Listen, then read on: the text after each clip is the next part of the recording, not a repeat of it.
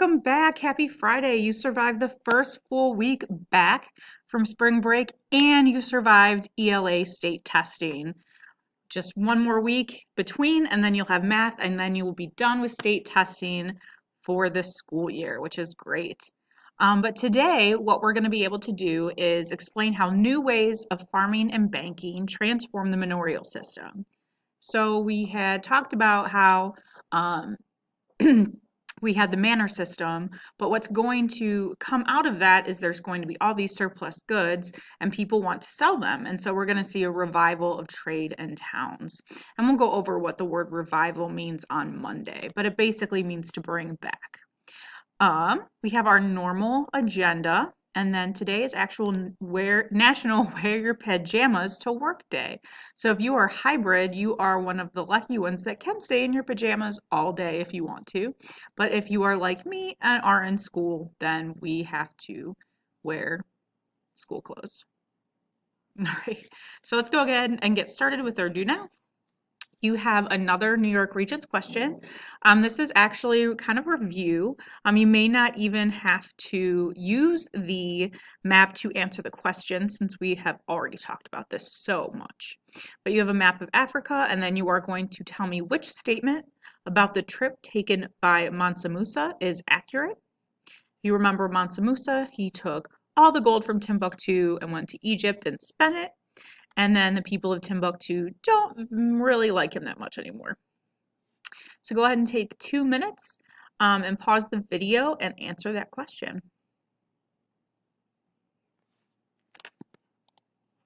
All right, the answer to this question is number 3.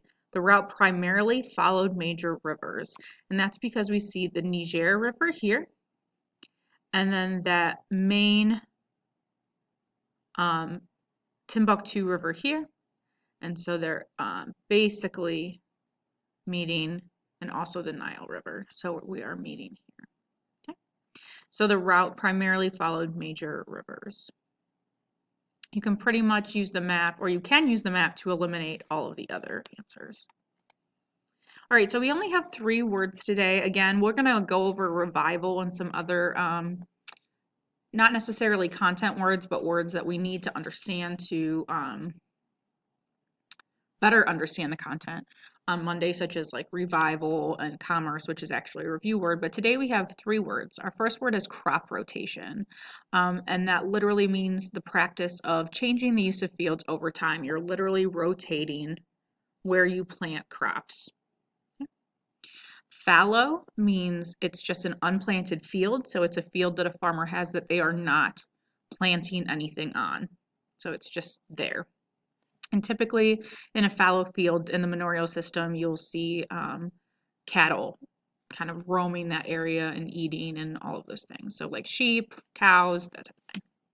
And then the 3-field system is just that crop rotation system. So it's the technical name for crop rotation during the manorial system, or manorial time period was the 3-field system that they used to explain that crop rotation. So go ahead and pause and get those down, and then we'll kind of look a little deeper into how crop rotation in the 3-field system worked. All right, so here's a couple different examples. So I had 3 different visuals just because people look at things and identify systems and visuals differently. So in this particular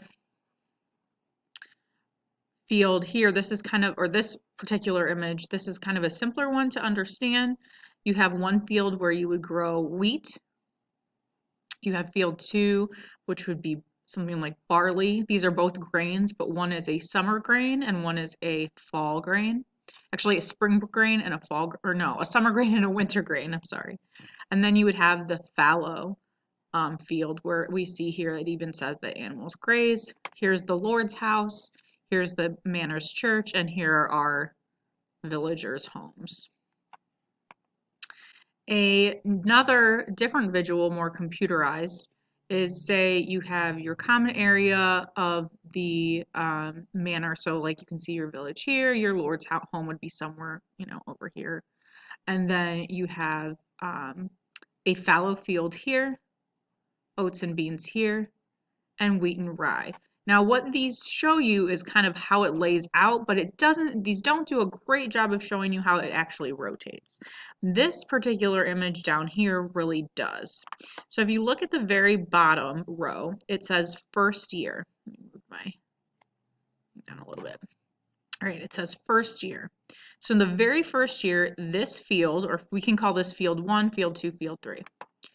In the first year, field 1 has barley, field 2 harvests wheat, and field 3 is fallow, which means it's not growing anything. So then the second year, we see a rotation where the first field 1 is fallow, which means what? Not being farmed on. Good. The second year, barley moves over 1. And the second year, then wheat moves over to the third spot. Then the third year, the wheat rotates here, fallow, and barley. If you're familiar with the game of volleyball, this is very similar to how volleyball players move. They do a rotation. So typically, if you are here, you are the server and you move down. You rotate. So let's do some guided practice. We're going to, again, work with our text. We're working with a lot of cause and effect today, too, because we're specifically talking about how the manorial system changed through trade and towns. But we're going to get more into towns on Monday. Today, we're mostly talking about how farming changed. Picture yourself in the scene of life in the Middle Ages. At certain times of the year, you would have labored with your parents in fields that belonged to the local lord. Like most people of your age, you would not have attended school. You and your family would have lived without much hope of freedom or change. But in the distance, you might have glimpsed something that promised a better life: the walls of a town. In towns, peasants found more opportunity. Towns offered markets where peasants could sell crops. In towns, crops could also be traded for other goods. By the 1000s, the towns were growing richer as trade increased. The increase in trade was brought about in part by better ways of farming. So I want you to think about, just in your head, you don't need to jot it down anywhere, but why would better ways of farming create a greater trade, a better trading system, or why would trade grow if there was better farming systems? So I want you to think about that as we continue to read. I'm going to move my face. From AD 1000 to 1300, or that's 1000 to 1300 CE, the period known as the High Middle Ages, the number of people in Europe grew steadily. So we're talking not like this, but grew steadily. This population boom was fueled by an increase in food supplies that resulted from improvements in agriculture. So that answers my question for you. How did better ways of farming grow richer, or make trade richer? And we can find that right in this paragraph here, that the population boomed was fueled by an increase in food supplies. You have to be healthy to have babies, okay?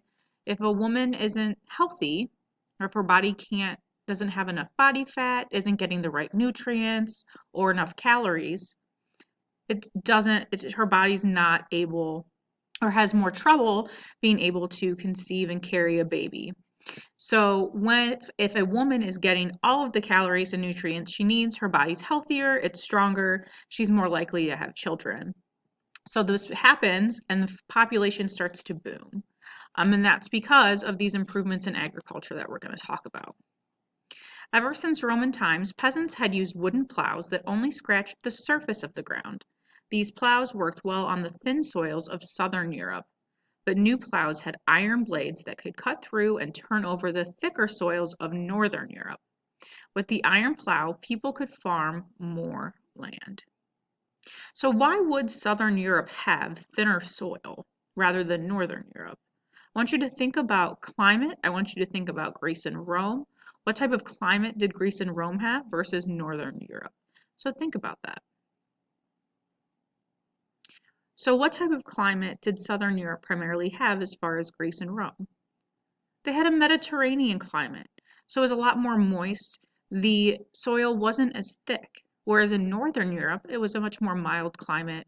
And so the soil wasn't as moist and was a little bit more clay-like and harder to farm with. So our guided practice question, why might town life seem attractive to a farm youth in medieval times? So why, if you were a teenager, if you were you in medieval times and you lived on a farm, if you lived on a manor, why would living in a town seem very attractive? Why would you want to move to a town? Even if you don't want to personally, why would someone who did want to move, why would they want to? And then for cause and effect, what caused the iron plow to cause an increase in food supplies? So what caused the iron plow to cause an increase in food supplies? So go ahead and press pause, and then we will come back to that.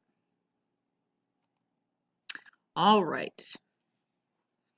Move a little bit again. So why might town life seem attractive? It offered more freedom, opportunity, change, or possibility of change. So I found that right here, and I annotated that for you. If you were struggling to find that answer, you can find that right in here. And the iron plow makes it easier to grow food. Okay, because the iron plow made it easier to grow food, which is basically summed up in this paragraph here, we see an increase in food supplies. Okay. Now what we're going to be doing continuing through the week is eventually we're going to take our cause and effect, and we do it in a graphic organizer now, but later in the week we're going to take these cause and effects and we're going to put them into an extended response. And we will lay all of that out. But I'd like us to get a little bit more writing in our lessons. We're getting the main points of things, but I'd like to extend that a little bit further for you. So for independent practice, you are going to read about the three-field system. Let me move my face. That's the iron plow. And a little bit more about horsepower and different technologies that were used to create or improve food supplies as well. I want to point out for here, for question 3, there are at least 4 causes, so you should have 4 items in this box. Okay, you should have 4 causes or 4 things that caused an increase in food supplies. If you do not have all 4, you will not gain all of your points. There are at least 4, and you are going to find them all in this first column. Then you are going to read about some monks. You do have an extended thinking from using evidence from the text. The text says that the growth of the population transformed the medieval world. Why might a transformation occur if the growth, why would a transformation occur with the growth of a population? Then you have some more industry and growth, or trade and industry growth. And I want you to think about what caused specialization in farming. We talked about another particular region in the world that worked with labor specialization. Dollars to you if you can email me or G-chat me or respond to this in the comments about what region of the world we were talking about that did really use labor specialization to become successful. But for the cause of that, I really want you to go back to 6th grade with Mr. Flynn or Mr. Eng and think about supply and demand. Supply and demand for this cause. Then you have, to wrap up your independent practice, you have 2 multiple choice questions based off today's lesson. And then you have text boxes that you are going to fill in here that are changes in farming. Okay, I did the first one for you, so you can't use iron plow. So you put any other changes that were made in farming in these text boxes. Okay. And then you are done for the day, and I hope you have a fabulous weekend, and I will see you all Monday where we're going to talk about banking and how a money system really transformed the Middle Ages during this time period. So have a great weekend. I will see you all Monday.